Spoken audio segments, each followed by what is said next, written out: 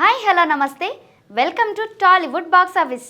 మీరు సాహిత్యం, సాహసం మరియు గుండెను తాకే కథలు ఇష్టపడేవారైతే ఈరోజు మీకు ఒక అద్భుతమైన కథ గురించి చెప్పబోతున్నాను.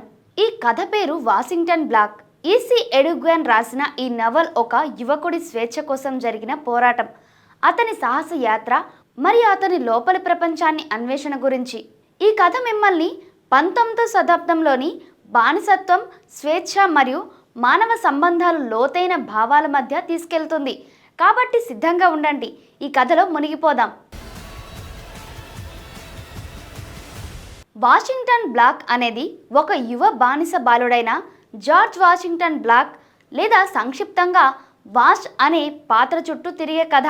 1830లలో బార్బడీస్లోని ఒక తోటలో ఈ కథ ప్రారంభమవుతుంది. ఈ కథలో బానిసత్వం యొక్క క్రూరత్వం, స్వేచ్ఛ కోసం ఆరాటం మరియు ఒక వ్యక్తి తన గుర్తింపును కనుగొనే ప్రయాణం గురించి చూస్తాము. వాష్ జీవితం ఒక సాధారణ బానిస బాలుడిగా ప్రారంభమవుతుంది, కానీ అతని జీవితం ఊహించని మలుపులు తిరిగి అతని ఒక అసాధారణ సాహస యాత్రలోకి తీసుకువెళ్తుంది. వాష్ యొక్క బాల్యం. వాష్ బార్బడీస్లోని ఫెయిత్ ప్లాంటేషన్లో జన్మించాడు. అతను ఒక బానిస బాలుడు. అతని జీవితం కఠినమైన పని, భయం మరియు అణచివేతతో నిండి ఉంది. అతని తల్లి బిగ్ కిట్ అనే స్త్రీ.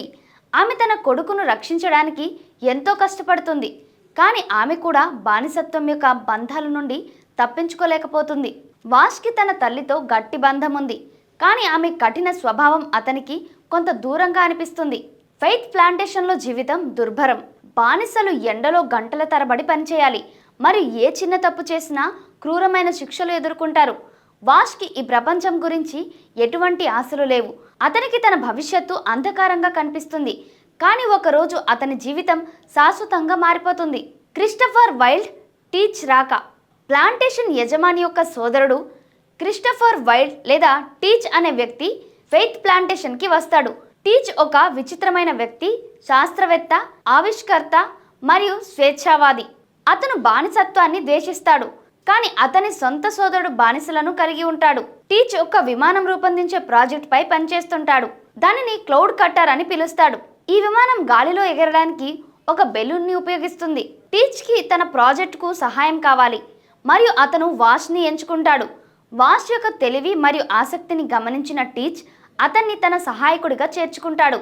ఇది వాష్ జీవితంలోని ఒక కీలకమైన మలుపు. టీచ్ వాష్ని కేవలం బానిసగా చూడడు, అతను అతన్ని ఒక తెలివైన, సామర్థ్యం ఉన్న వ్యక్తిగా గుర్తిస్తాడు. వాష్కి ఈ కొత్త పాత్ర ఒక విధమైన స్వేచ్ఛను ఇస్తుంది, కానీ అది అతన్ని పూర్తిగా విముక్తి చేయదు. సాహస యాత్ర ప్రారంభం. ఒకరోజు ఒక విషాద సంఘటన వల్ల వాష్ జీవితం ప్రమాదంలో పడుతుంది. ఫెయిత్ ప్లాంటేషన్లో జరిగిన ఒక సంఘటన అతన్ని తప్పించుకోవాల్సిన పరిస్థితికి దారితీస్తుంది.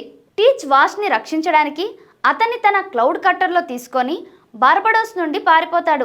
ఇది వాష్ జీవితంలో మొదటి సాహసం. గాలిలో ఎగిరే ఈ అనుభవం అతనికి స్వేచ్ఛ యొక్క మొదటి రుచిని ఇస్తుంది, కానీ అది అతని ప్రయాణంలో కేవలం మొదటి అడుగు మాత్రమే. వాష్ మరియు టీచ్ ఉత్తర అమెరికాకు చేరుకుంటారు. అక్కడ వాష్ తన కొత్త జీవితాన్ని ప్రారంభిస్తాడు, కానీ స్వేచ్ఛ అనేది అతను ఊహించినంత సులభం కాదు. అతను బానిసత్వం నుండి తప్పించుకున్నప్పటికీ బానిస యజమానులు మరియు బౌంటీ హంటర్స్ అతన్ని వెంబడిస్తారు. అతని గతం అతన్ని వెంటాడుతుంది, మరి అతను ఎప్పుడు భయంతో జీవించాల్సి వస్తుంది. వాష్ యొక్క గుర్తింపు అన్వేషణ. కథ పునరోగమిస్తున్న కొద్దీ వాష్ తన గుర్తింపును కనుగొనే ప్రయత్నంలో ఉంటాడు. అతను ఒక బానిసగా జన్మించాడు, కానీ అతని తెలివి మరియు ప్రతిభ అతన్ని ఒక శాస్త్రవేత్తగా, ఆవిష్కర్తగా మారుస్తాయి. అతను టీచ్తో కలిసి శాస్త్రీయ ప్రాజెక్టులో పనిచేస్తాడు. అతని సొంత ఆలోచనలు మరియు ఆవిష్కరణలు కూడా ఉద్భవిస్తాయి, కానీ సమాజం అతన్ని ఒక నల్లజాతి వ్యక్తిగా మాత్రమే చూస్తుంది. అతని సామర్థ్యాలను గుర్తించదు. వాష్ తన జీవితంలో టీచ్తో ఉన్న సంబంధం కూడా సంక్లిష్టమైనదే.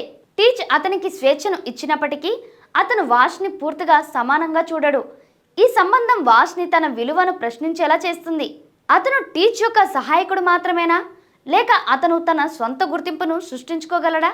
సముద్ర శాస్త్రం మరియు కొత్త లోకం. వాష్ యొక్క ప్రయాణం అతన్ని ఆర్కిటిక్ సముద్రాల వరకు తీసుకెళ్తుంది.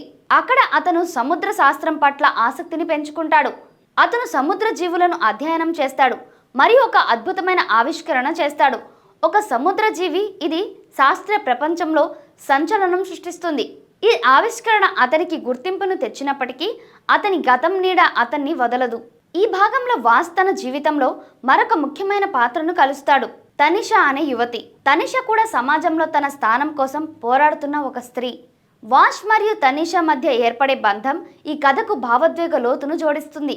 తనిషా వాస్కి ప్రేమ, స్నేహం మరియు సమాజంలో స్వీకృతి గురించి కొత్త దృక్పథాన్ని ఇస్తుంది. బానిసత్వం యొక్క నీడ. వాష్ ఎంత దూరం ప్రయాణించినా బానిసత్వం యొక్క నీడ అతన్ని వెంటాడుతూనే ఉంటుంది.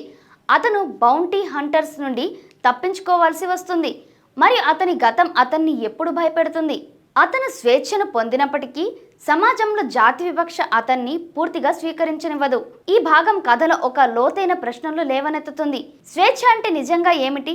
ఇది కేవలం శారీరక బంధనాల నుండి విముక్తి మాత్రమేనా, లేక మనసు మరియు సమాజంలోని బంధనాల నుండి కూడా విముక్తి కావాలా? కథ యొక్క లోతైన ఇతివృత్తాలు. వాషింగ్టన్ బ్లాక్ కేవలం ఒక సాహస కథ కాదు, ఇది లోతైన ఇతివృత్తాలను అన్వేషిస్తుంది. బానిసత్వం, జాతి వివక్ష మరియు స్వేచ్ఛ యొక్క అర్థం గురించి ఈ కథ లోతుగా ఆలోచింపజేస్తుంది. వాష్ యొక్క ప్రయాణం అతని శారీరక స్వేచ్ఛ కోసం మాత్రమే కాదు, అతని మనసు మరియు ఆత్మ యొక్క స్వేచ్ఛ కోసం కూడా. అతను తన గుర్తింపును, తన విలువను మరియు తన స్థానాన్ని ప్రపంచంలో కనుగొనాలని ప్రయత్నిస్తాడు.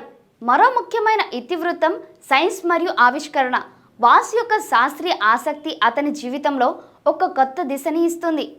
ఇది అతనికి సమాజంలో తన స్థానాన్ని నిర్వచించే అవకాశాన్ని ఇస్తుంది.